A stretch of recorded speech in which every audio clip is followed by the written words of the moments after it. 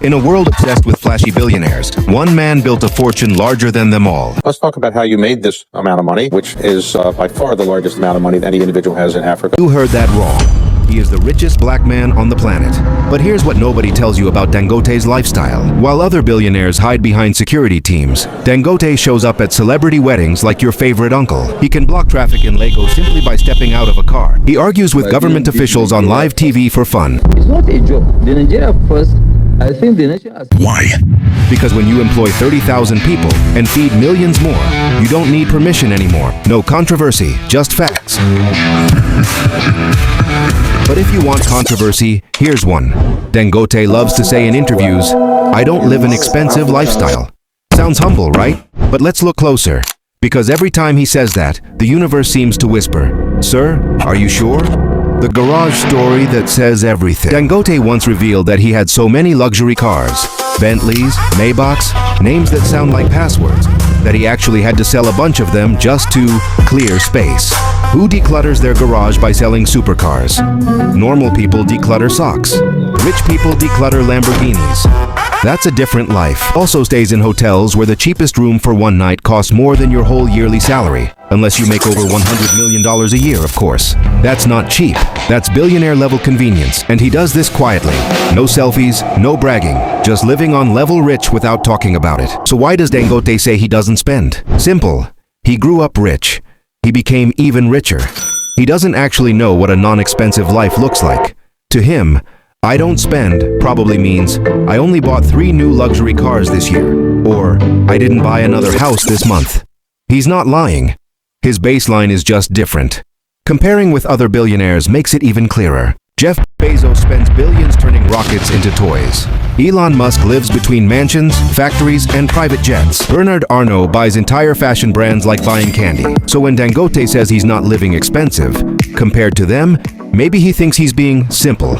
But compared to everyone else, selling supercars to tidy up your garage is not normal.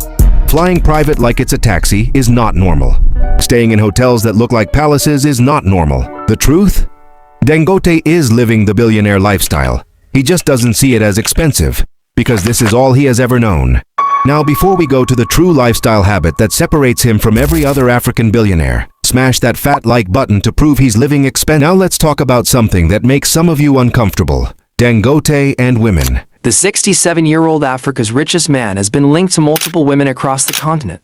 From high society events to private gatherings, his love life reads like a Netflix series. But here's the twist. While Western billionaires get canceled for far less, Dangote moves through African elite circles untouched. Why? When you control the cement that builds the whole continent, the sugar in every home, and now the oil that powers 200 million people, society looks the other way. For instance, not long ago, he said something that broke an entire nation. Nigeria's biggest steel project, a project Nigerians waited more than 40 years for, will never work. That line hit like a punch to the nation's stomach, because this project was a symbol for a long-promised national development that never delivered. But while he's making enemies in boardrooms, he's living a life most billionaires only dream of. And what you're about to see will change everything you thought you knew about how African wealth plays. But first, you need to understand where this all started. 1977, Lagos, Nigeria. A 20-year-old with $3,000 borrowed from his uncle starts selling cement from the back of a truck.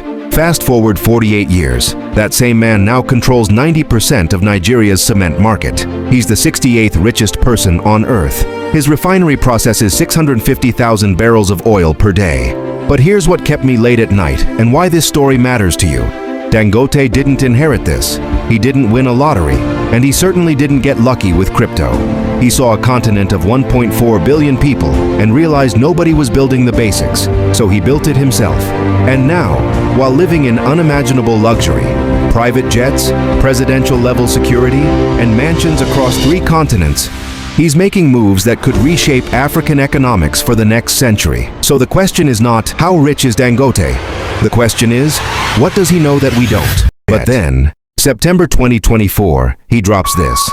I'm planning to retire and focus on personal happiness. The man who works 16-hour days, who built Africa's largest private company, who literally said, "I don't have time for leisure," suddenly wants to slow down. Either he's lying or something massive is about to happen. This man just spent $20 billion building Africa's largest oil refinery, a project so massive it could make Nigeria energy independent. Yet he's now planning to sell it. But why? Is he giving up? Or is this the most brilliant wealth move Africa has ever seen? Well, listen to this carefully. Hope shines bright. The Dangote Refinery, 650,000 barrels per day, is the largest single-train refinery on Earth. A project so massive it took 7 years and nearly bankrupted him twice. This was supposed to make Nigeria energy independent, end fuel imports, create 100,000 jobs, and transform West Africa. Then in September 2024, he said, "I'm ready to sell to NNPC. Let them take it." The entire continent gasped. Critics called it surrender. Competitors celebrated. I knew that there would be a fight, but I didn't know that mafia in oil, they are stronger than mafia in drugs. But when you analyze the actual statement, the financial filings, the timing, this isn't defeat. This is the most brilliant exit strategy African business has ever seen. Now you might be thinking, this is just another rich guy story. Wrong. Remember that controversial statement? Ajaokuta Steel Company will never work. In the next few minutes, we will reveal why his failed steel company statement is actually a $5 billion power move, and the exact moment Dangote realized he could never go broke again. The steel company twist. When he dropped that bomb, everyone thought he was being pessimistic, bitter, maybe even unpatriotic. That's wrong. I found the receipts. In 2012, Dangote tried to buy Ajaokuta. The government said no. In 2016, he tried again. Rejected. 2019, one more attempt. Blocked. So what did he do? He spent $5 billion building his own steel plant in a different state with better technology. When it launches in 2025, Ajaokuta becomes worthless. His "it will never work" line wasn't pessimism. It was a threat. If you won't let me fix it, I'll make sure nobody else can either. That's not business. That's warfare. Connect the dots. The private jet is a mobile boardroom for continental domination. The secret mansion is a war room where Africa's future gets decided. Multiple relationships are strategic alliances with powerful families across the continent. The refinery sale is a genius exit that preserves control. The steel statement eliminates competition before they even start. This isn't just a billionaire lifestyle story. This is a masterclass in how one man is systematically taking control of Africa's most critical industries while making it look like he's stepping back. He's only 67, and he just said he's retiring to focus on happiness. What do you think he's really planning? Now, if you want the real stories about Africa's richest and what their choices mean for you, hit subscribe now. We drop deep videos like this every week.